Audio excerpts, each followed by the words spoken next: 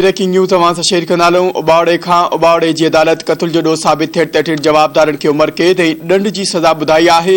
Model court जे additional session जज पारां क़त्ल जो ॾोह साबित थियण ते टिनि जवाबदारनि खे सज़ा ॿुधाई आहे। अदालत मोहम्मद अमीन भयो, ताज मोहम्मद भयो ऐं सदरुद्दीन समेजो खे उमिरि क़ैद ऐं 5-5 लख रुपया ॾंड जी सज़ा ॿुधाए छॾी। जवाबदारनि 2020 में डेहरकी थाणे जे हद में सुलेमान फ़कीर जोणो खे क़त्ल कयो हो। ख़बर हिकु भेरो ॿीहर अवां सां शेयर कंदा हलूं। या ब्रेकिंग न्यूज़ अवां सां शेयर कंदा हलूं। उबावड़ो खां उबावड़ो जी अदालत क़त्ल जो ॾोह साबित थियण ते टिनि जवाबदारनि खे उमिरि क़ैद ऐं ॾंड जी सज़ा ॿुधाई आहे। मॉडल कोर्ट जे एडिशनल सेशन जज पारां क़त्ल जो ॾोह साबित थियण ते टिनि जवाबदारनि खे सज़ा ॿुधाई आहे। अदालत मोहम्मद अमीन भयो, ताज मोहम्मद भयो ऐं सदरुद्दीन समेजो खे उमिरि क़ैद ऐं 5-5 लख रुपया ॾंड जी सज़ा ॿुधाए छॾी। जवाबदारनि 2020 में डेहरकी थाणे जे हद में सुलेमान फ़कीर जोणो खे क़त्ल कयो हो।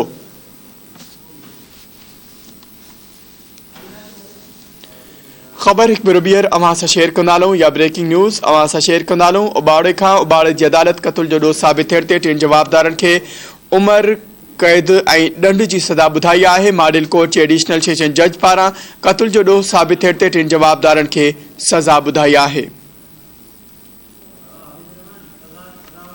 अदालत मोहम्मद अमीन भयो, ताज मोहम्मद भयो ऐं सदरुद्दीन समेजो खे उमिरि क़ैद ऐं 5-5 लख रुपया ॾंड जी सज़ा ॿुधाए छॾी। जवाबदारनि 2020 में डेहरकी थाणे जे हद में सुलेमान फ़कीर जोणो खे क़त्ल कयो हो।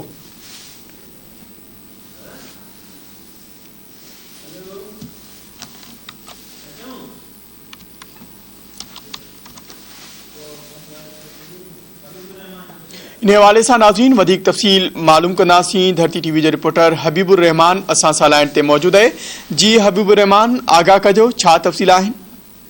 हाँ जी, उबावड़े में मॉडल कोर्ट जे सेशन जज जो पारां क़त्ल जो ॾोह साबित थिए टिनि जवाबदारनि खे मोहम्मद अमीन भयो, ताज मोहम्मद भयो ऐं सदरुद्दीन समेजो खे उमिरि क़ैद जी सज़ा ॿुधाए छॾी आहे। हर हिकु जवाबदार मथां 5 लख रुपए जी जेको आहे विधो आहे। ऐं जवाबदार जेको आहे, यादि रहे त जवाबदार 2020 में जेको आहे डेहरकी थाणे जे हद में माना जेको ज़मीन जी मालिकी मामले तां जहिड़ो थियो, जंहिंमें जेको आहे सुलेमान फ़कीर जोणो जेको आहे क़त्ल थियो।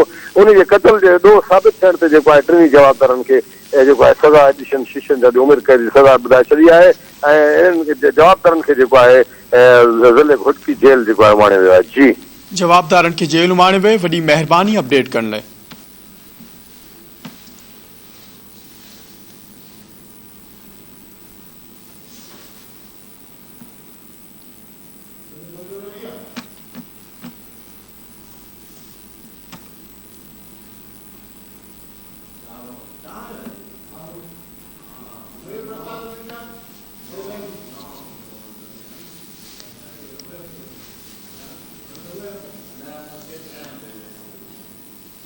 Wow.